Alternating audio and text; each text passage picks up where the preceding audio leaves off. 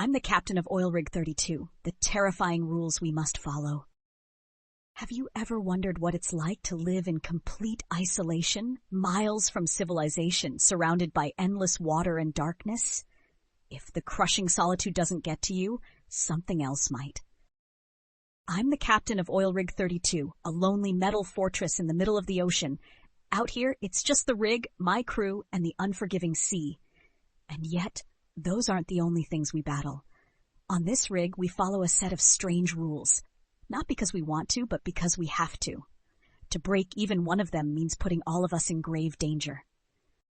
Tonight I'll share what it means to live under these rules, the horrifying things that led to their creation, and the unspeakable fate of those who disobeyed them. By the time I'm done, you'll understand why I believe some places are best left abandoned to the abyss. Let me start with the basics. Life out here is harsh. The ocean is unpredictable, and accidents are common. But the rules we follow have nothing to do with the weather or safety protocols. They're about something else, something we don't fully understand. Rule number 1, always carry a flashlight after dark. It doesn't matter how quick your trip is, never leave your cabin at night without it.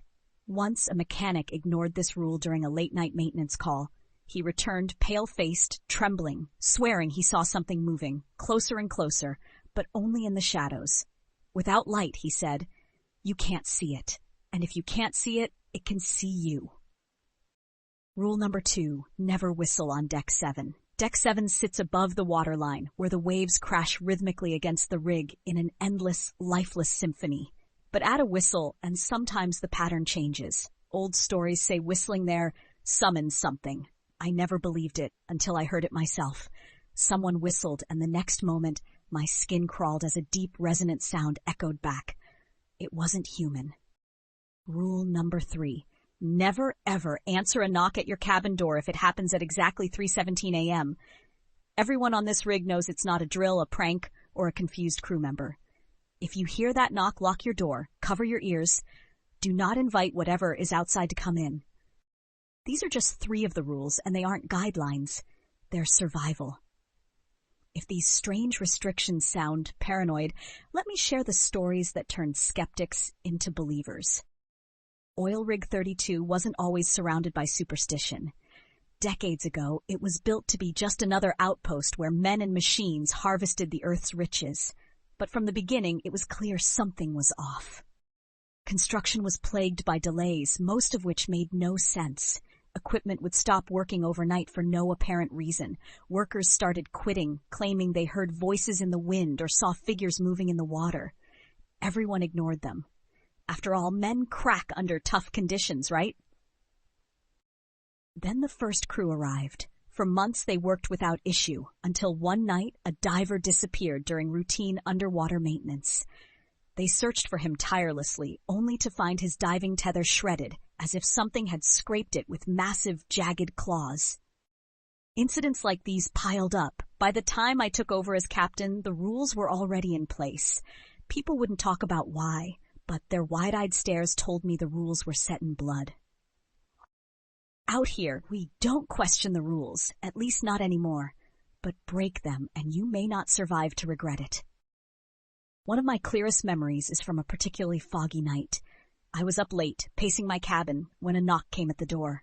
3 sharp knocks. My breath froze. I glanced at the clock. It was 3:17 a.m. I clenched my fists, every hair on my body standing on end, my heart hammered in my chest, and I tried to dismiss it as my imagination.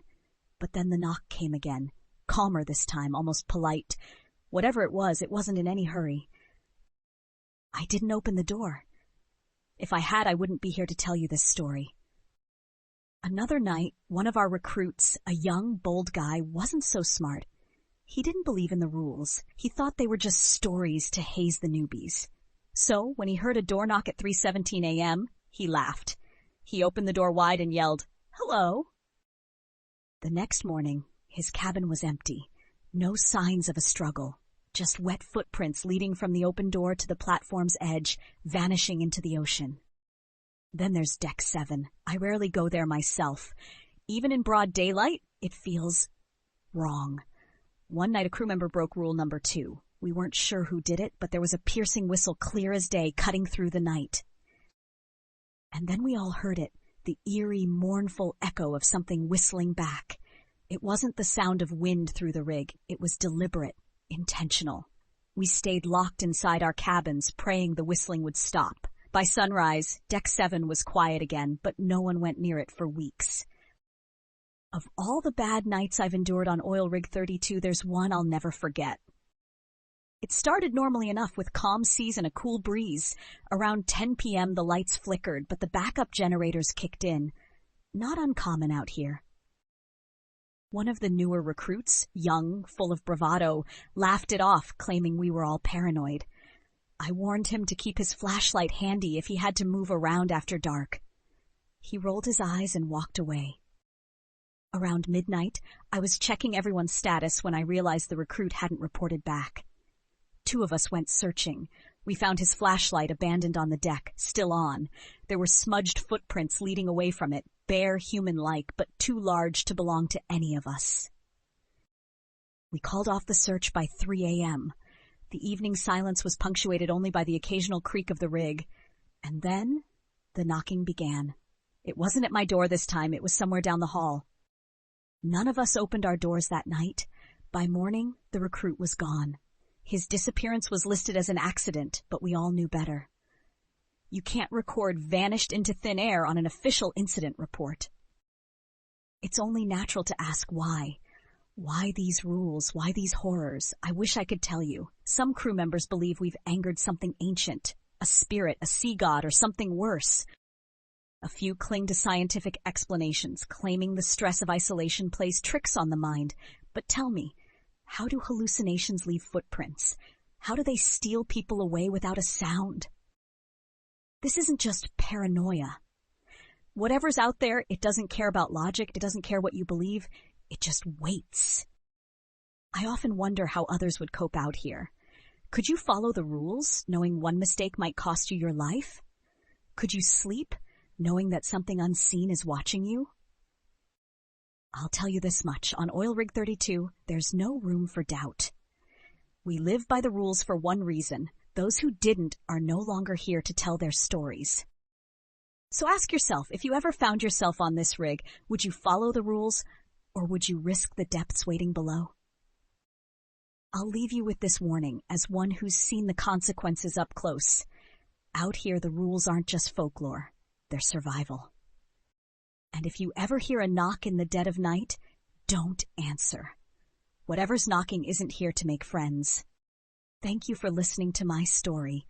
If you enjoyed it, share your thoughts below and let me know what you think haunts Oil Rig 32, or if you dare to face the unknown terrors beyond its rusted walls.